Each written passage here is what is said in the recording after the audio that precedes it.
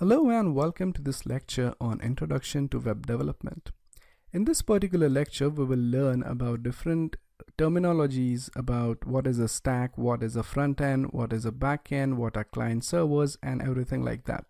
So even before we start coding websites, it's actually important to know how websites work and the different terminologies. So let's go ahead and directly jump into it. So the first thing which we will learn here is what exactly is a stack.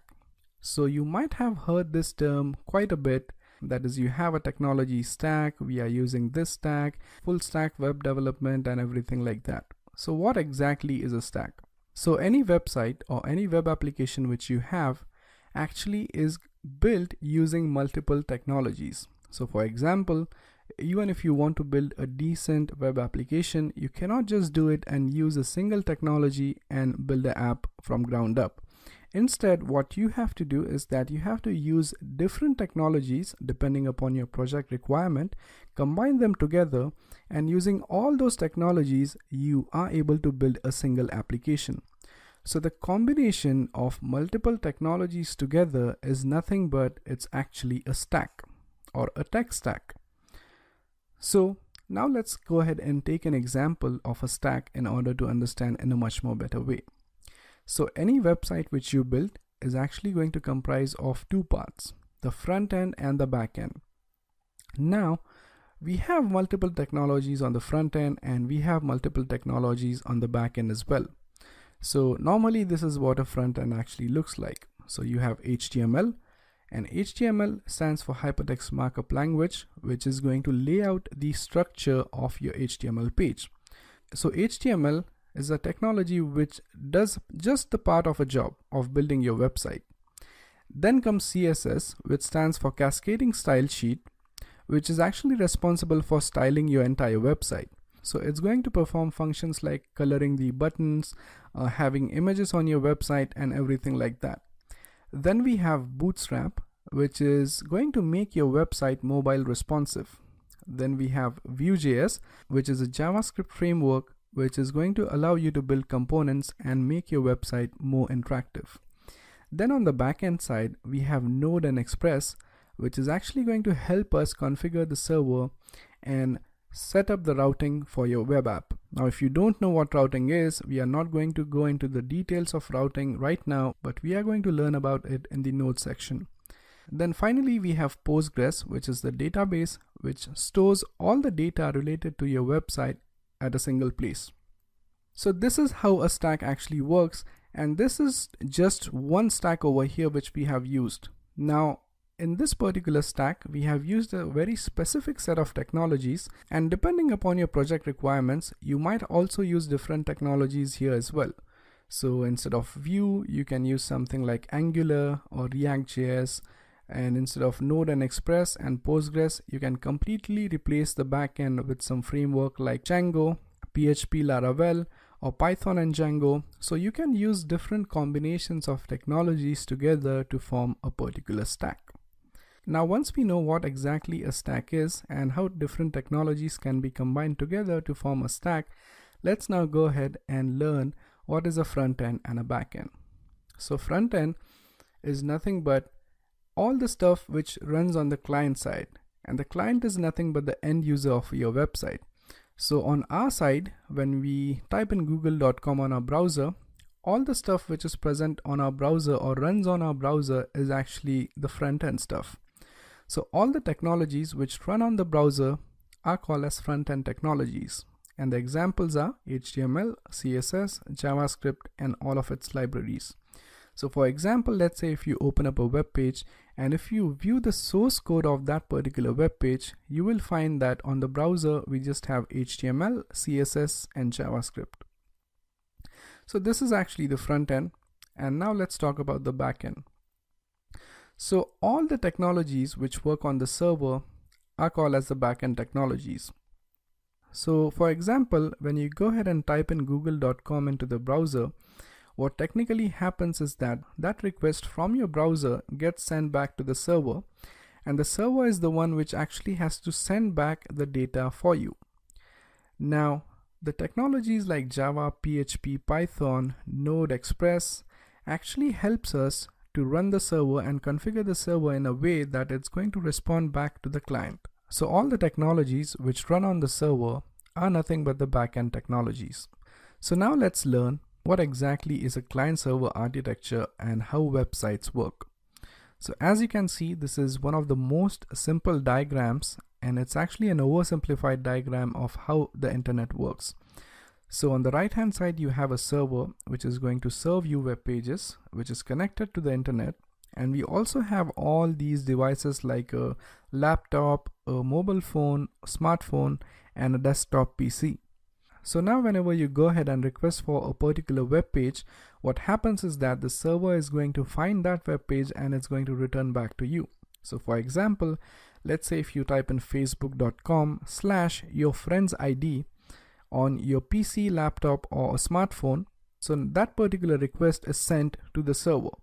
So the server now is going to look up for the page which you have requested, and it's going to take that particular page and send back its response. So this is how the internet works in simple terms. And the reason why I have explained you guys about this is that this is extremely important in learning web development.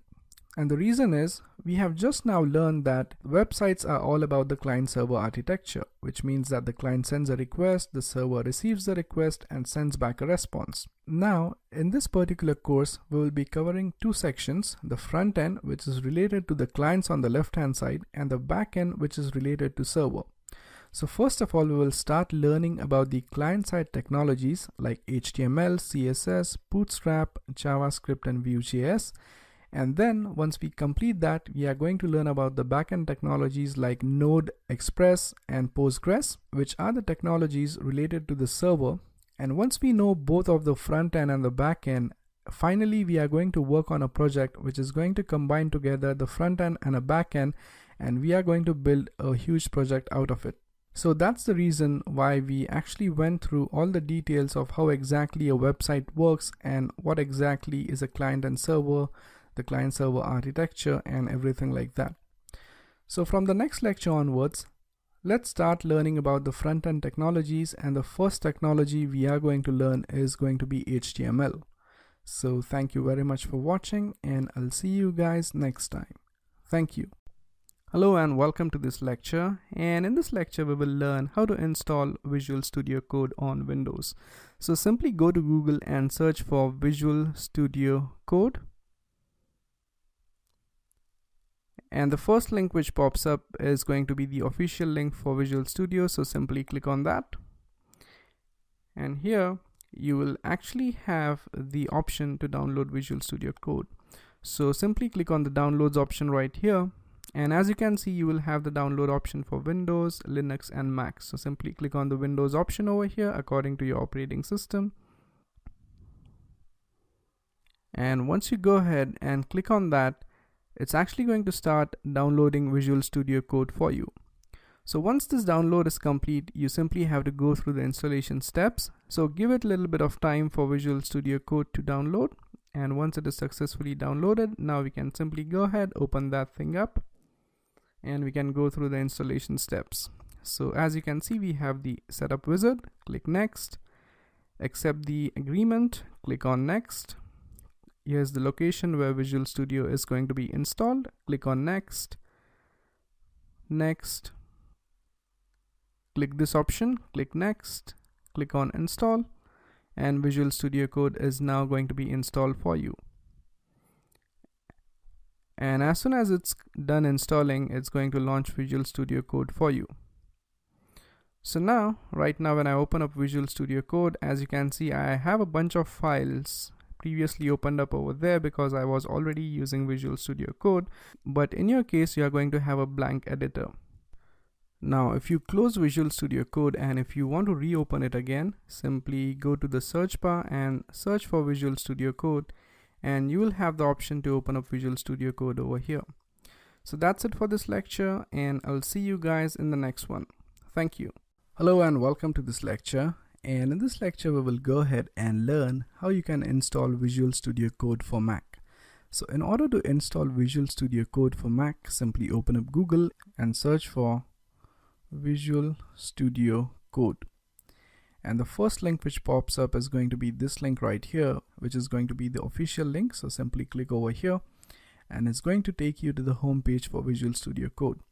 Now as you can see, we have the download option over here, so you simply have to click on that, and when you click on that, the download should actually start right away.